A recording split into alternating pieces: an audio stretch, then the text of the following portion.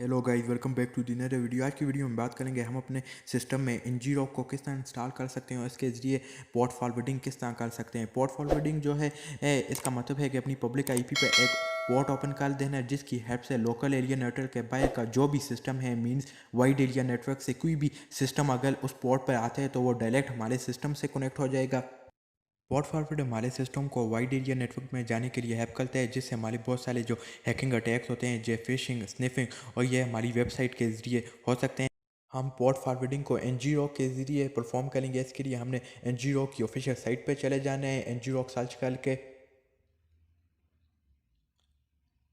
और जो ये फर्स्ट लिंक आएगा इस पर क्लिक करें तो आप उसकी ngrok की ऑफिशियल साइट पे पहुंच जाएंगे और कुछ इस तरह का इंटरफेस शो होगा। तो ये आपसे साइन अप मांगेगा, इसके लिए आपने साइन अप कर देना है। लेकिन याद रखें, जब भी आप ऐसे हैकिंग की एक्टिविटीज़ कर रहे हो तो आपने जो अपना रियल ईमेल है वो इन्हें प्रोवाइड नहीं करना। इसके लिए एक वेबसाइट होती है जो हमें टेम्परेरी ईमेल देती है, temp.mail.org।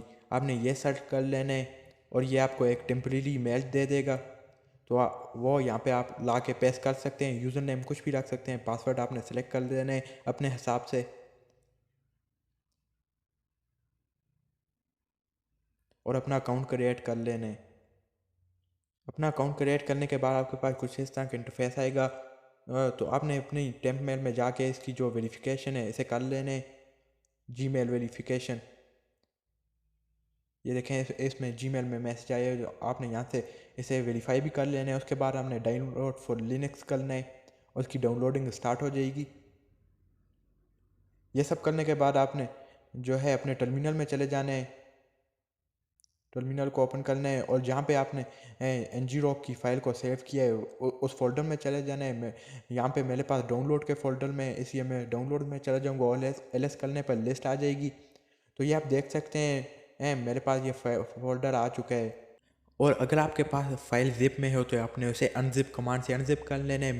मेरे पास ये जो है इसे एक्सट्रैक्ट करना पड़ेगा, इसलिए मैं एक्सट्रैक्ट कर लेता हूँ। अगर आपके पास भी .tjz है तो आपने भी एक्सट्रैक्ट कर लेना है।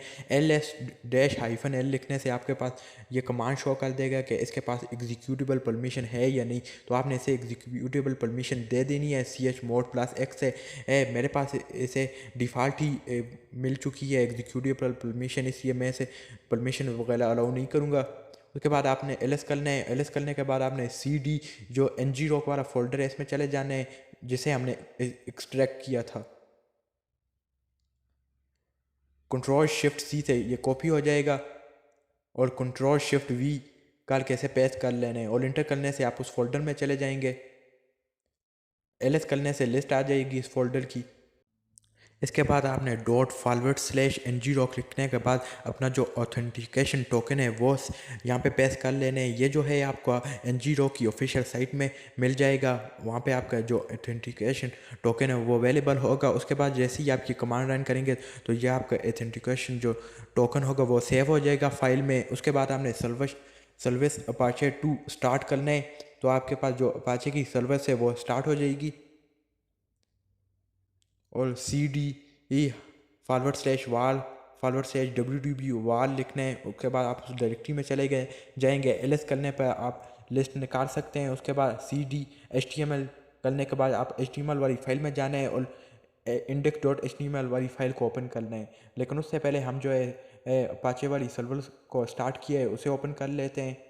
आपने सिर्फ अपने सर्च बार पे लोकल होस्ट लिखने हैं, तो आपके पास जो अपाचे की सर्विस है वो स्टार्ट हो गई है। ये आप देख सकते हैं, मेरे पास पेज आ चुका है। अब चेक करने के लिए कि ये रियल पेज है अपाचे का या नहीं, इसके लिए जो मैंने वो फाइल ओपन की थी index.html वाली, उसमें थोड़ी सी हम जो है एडिटिंग करेंगे।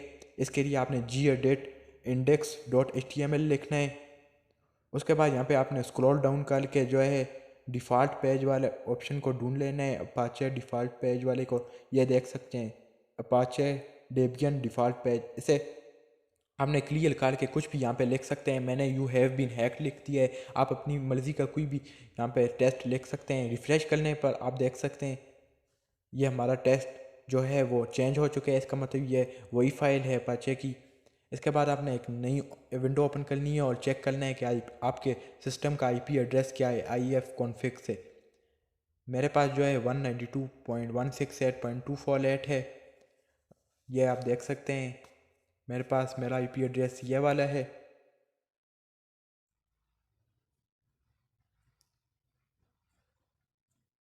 अब जो है आपने सर्च बार पे अपना आईपी एड्रेस पेस्ट करना है, तो आपके पास ये सर्विस जो है, ये अपाचे की सर्विस स्टार्ट है इसकी। ये वेबसाइट का पेज ओपन हो चुका है। अब अगर मैं यही पेज किसी और मोबाइल से या किसी और वाइड एरिया नेटवर्क से एक्सेस करूंगा, तो आप देख सकेंगे कि ये मेरे पास एक्सेस नहीं होगा। इसके लिए हमें एनजीओ की सर्विस की हेल्प लेनी पड़ेगी। ये आप देख सकते हैं, ये मेरे ने लोकल एरिया नेटवर्क से बाइल की से ये आईपी डाली है, तो ये वो हमारे पास सर्विस स्टार्ट नहीं हो रही। इसके लिए अब हम जो है एनजीओ की हेल्प लेंगे, लेकिन उससे पहले हमें एनजीओ की सर्विस को एक्टिव करना पड़ेगा।